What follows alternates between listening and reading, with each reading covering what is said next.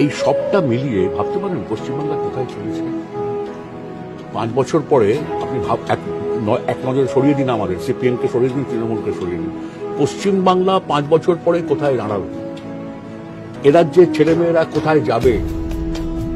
রাজ্যে পড়াশোনা করছে, ইনফোসিস উইপ্রো এলো না, তার মানেটা কি? ছেলে মেয়েগুলো একটু ভালো লেখাপড়া শিখেছে, কম্পিউটারটা জানে, ইংরেজি জানে, তারা কোথায়? তাদেরকে আবার ছুটতে হবে বাঙ্গালোরে।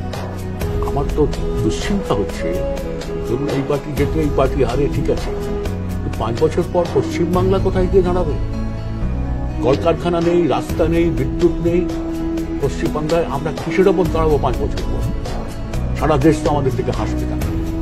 বিজেপি তো বলতে আরম্ভ করেছে যে ওদের ইমামদের দিলে কেন পুরোহিতদের দেবে না? তাহলে পশ্চিমবাংলার রাজনীতিতে এজেন্ডা হয়ে যাচ্ছে আবার মন্দির মসজিদ। এটা তার অবদান, এই সরকারের অবদান, বিজেপি পথ ছাড়া। বিজেপিকে এই সুযোগ করে দেওয়াটা একদমই উচিত।